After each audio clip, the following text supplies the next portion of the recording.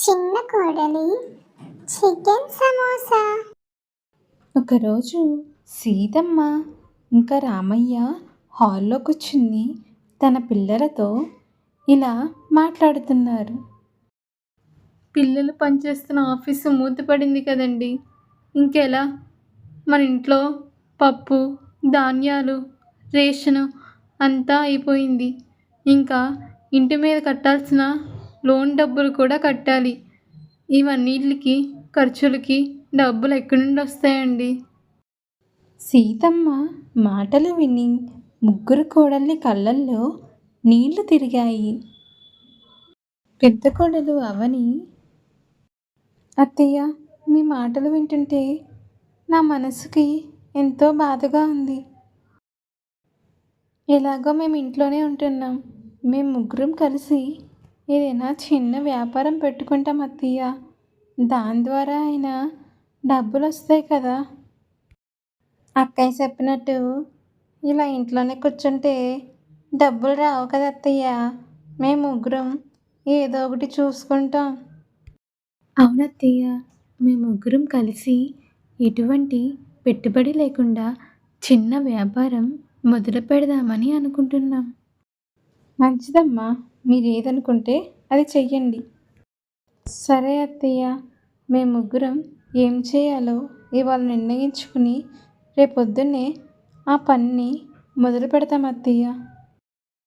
చూడండి, మీ ఇద్దరికి ఏదైనా మంచి ఆలోచన వస్తే చెప్పండి నాకు. సమోసా వ్యాపారం పెడదామక్క.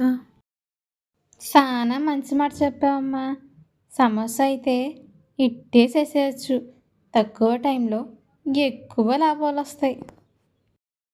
రేపొద్దునండి మనం సమోసా వ్యాపారం మొదలు పెడదాం అక్క. నేను సమోసాలు వేస్తాను.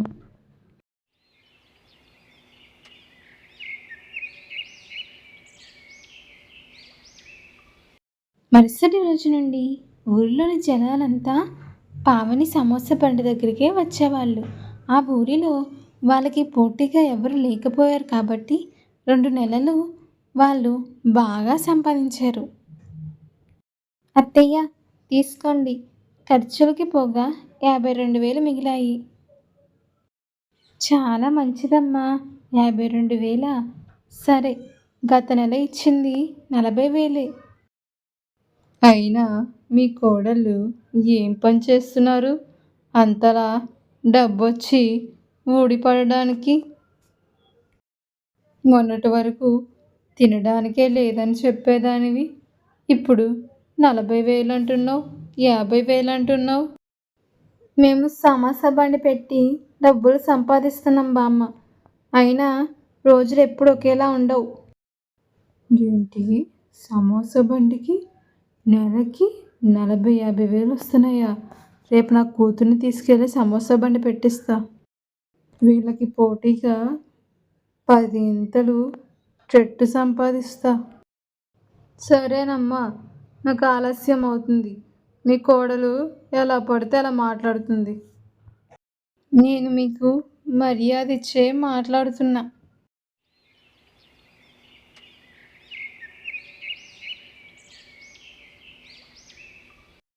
పక్కింటి ముసలావిడ తను అనుకున్నట్టు తన కూతుర్ని తీసుకుని ప్లేట్ 20 రూపాయలు అని పెట్టింది. దానితో ఊర్లోని ప్రజలందరూ ముసలామె దగ్గరికి వచ్చారు. ముసలావిడ జనాలకి ఎండ తగలకుండా కుర్చీలను మంచిగా సర్దింది.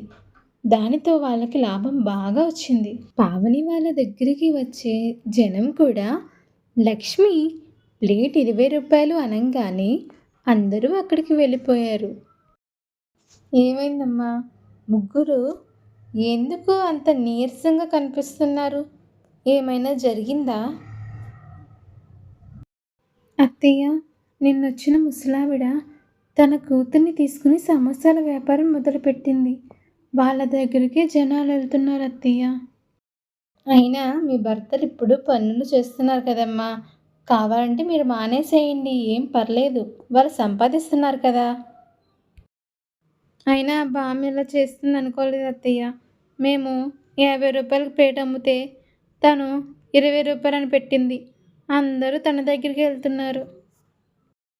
మరేం పర్లేదమ్మా, మీరు సంపాదించిన రోజులు సంపాదించారు, ఇంకా తనను కూడా సంపాదించుకొనివ్వండి.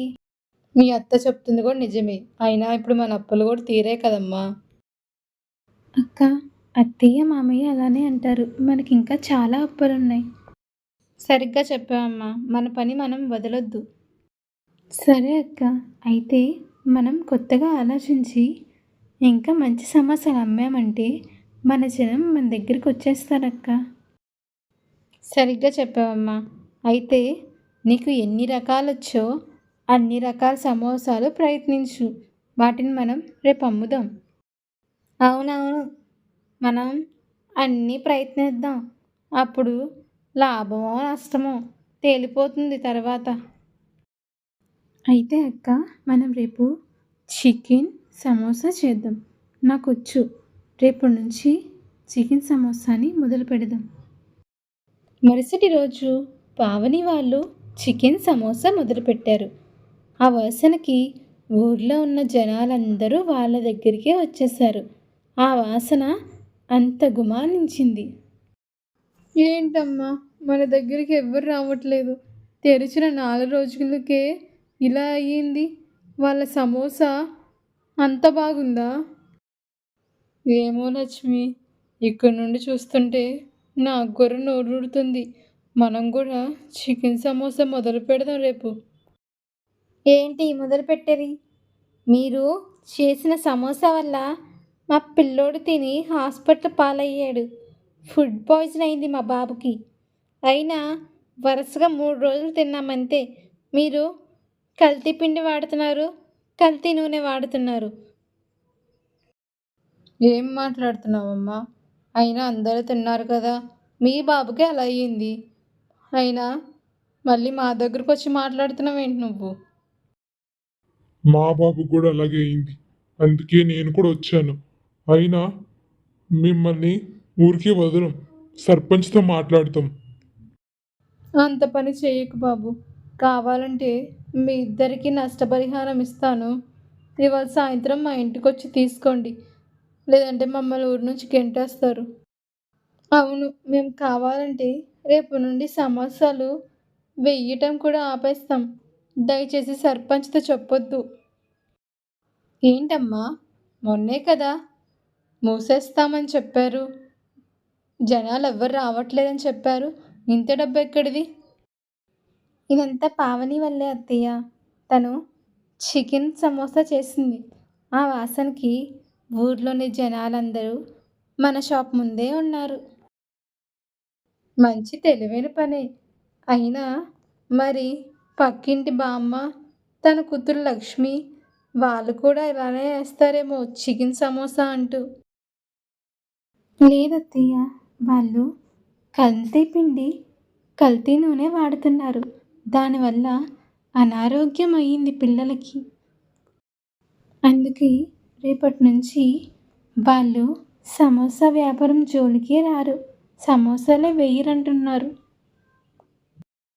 అలా పావని వాళ్ళు మొదలుపెట్టిన సమోసా వ్యాపారం చాలా బాగా కొనసాగింది. ఇది ఇవాల్టి కథ. మరిన్ని ఇలాంటి కథల కోసం మా ఛానల్ని సబ్స్క్రైబ్ చేసి ఈ వీడియోని లైక్ చేయండి.